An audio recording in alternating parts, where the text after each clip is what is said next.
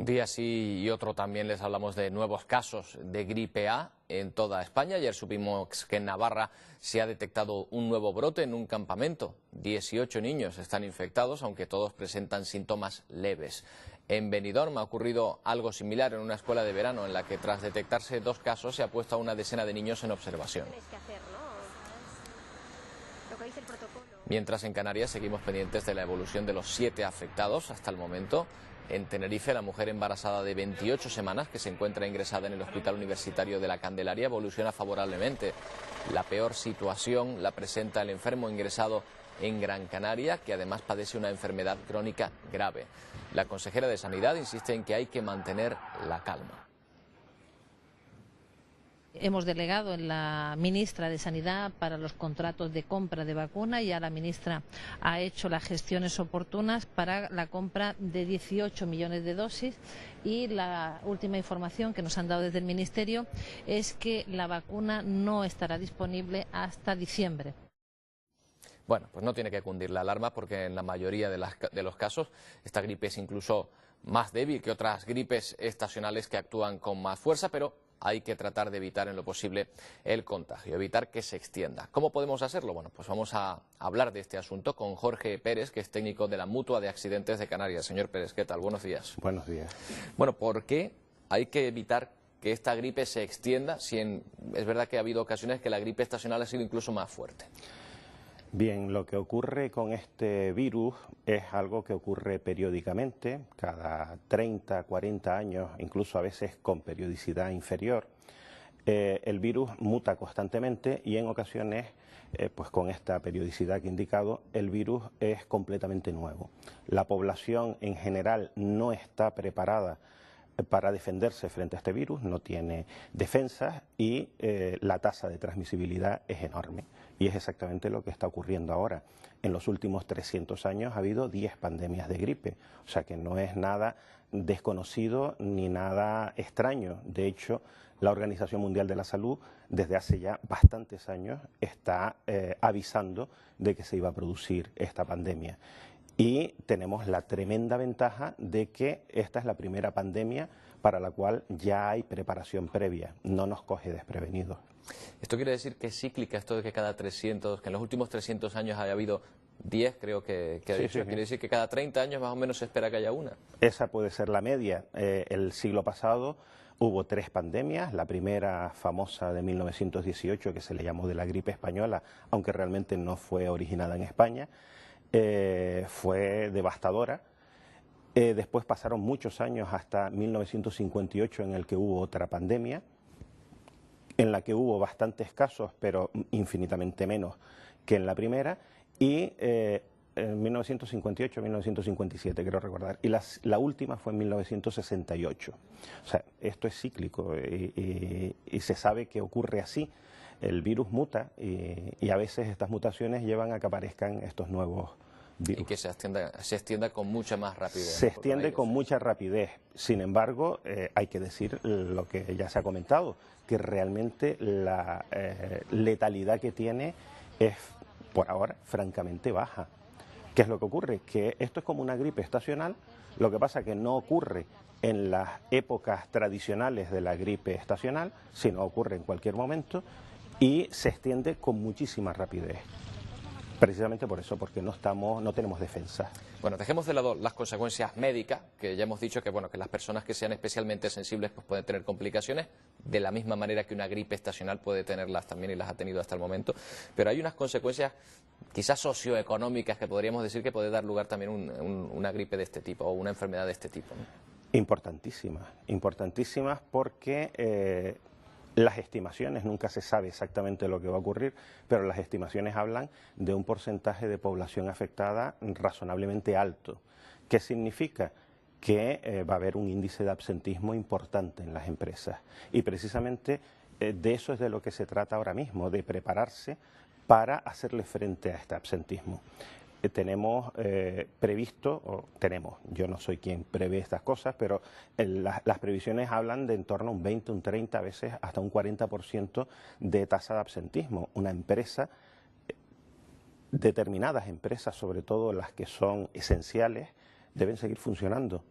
No podemos imaginarnos qué ocurriría si de repente pues el personal de UNELCO mayoritariamente cogiera la gripe y UNELCO dejara de funcionar. Pues bueno, podría ser una situación cuando menos bastante complicada. Por lo tanto, este tipo de empresas, sobre todo empresas de servicios esenciales, tienen que prepararse y tienen que prepararse desde ya para hacerle frente a estas situaciones. Y esto es algo que ya se está difundiendo esta información. Los médicos epidemiólogos de la Dirección General de Salud Pública ya están impartiendo cursos a empresas esenciales para informarles de cómo deben elaborar estos planes de preparación. ¿Y cómo se puede hacer frente a una pandemia? ¿Qué consejos se le puede dar a una empresa para evitar que entre sus trabajadores, por ejemplo, se extienda? Bueno, hay consejos de tipo sanitario, evidentemente, para evitar la transmisión. Pues claramente medidas de distanciamiento social, evitar en la medida de lo posible pues la realización de reuniones masivas en recintos cerrados. Eso se puede sustituir, hoy en día hay tecnología para hacerlo, por ejemplo, por videoconferencias. Determinados trabajadores que puedan presentar síntomas, se está recomendando que cualquier persona que padezca fiebre alta, que es uno de los síntomas más claros de esta nueva enfermedad, es que inmediatamente acuda a su médico para que se le determine si está padeciendo esta gripe y consecuentemente no acuda al trabajo. La fiebre a lo mejor dura pocos días, pero es posible que todavía exista un cierto riesgo de transmisión, con lo cual este trabajador, que a lo mejor ya puede estar en condiciones de trabajar, no es conveniente que vaya a la empresa, pero es posible que se pueda trabajar desde casa. También hay tecnología que permite hacer estas cosas en determinados casos. Evidentemente, un cirujano cardiovascular pues no va a hacer la operación en su casa, pero hay otras actividades laborales que sí que se pueden hacer en casa. ¿Y hay algunas medidas de higiene personal o consejos incluso personales para que nosotros mismos podamos evitar que se propague, ¿no? Por supuesto. Y ya puesto no solo esta pandemia, sino cualquier otra gripe. Por supuesto, es que son medidas absolutamente de tipo genérico, a efectos de evitar la difusión de estas microgotitas de cuando estornudamos, pues en vez de estornudar y soltarlas al aire, pues a lo mejor llevar la mano al hombro y tratar de estornudar en el hueco del codo. ¿Por qué no en la mano?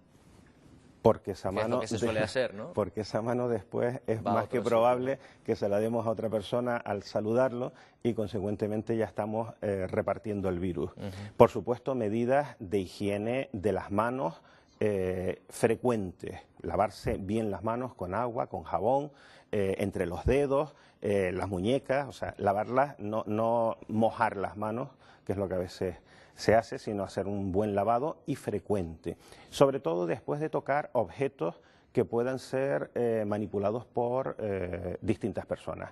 Hay centros de trabajo, hay empresas en las que ordenadores pues, son de uso compartido. Un ordenador pues, para consultar las existencias de material en un almacén.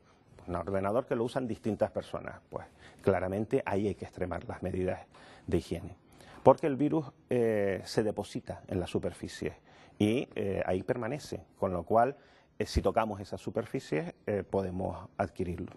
Claro, que no solo en ese momento en que se pueda toser o se pueda estornudar esos contactos, sino que después se queda esa ahí. Es una de las vías y la otra es que se queda. Es que se queda ahí. Claro, porque el virus es muy contagioso, como está diciendo. Estábamos viendo el ejemplo de Argentina, donde de repente había muy pocos casos y justo después de las elecciones, esto hay que decirlo que probablemente haya habido alguna consecuencia también, haya habido casi 100.000 casos en las últimas horas.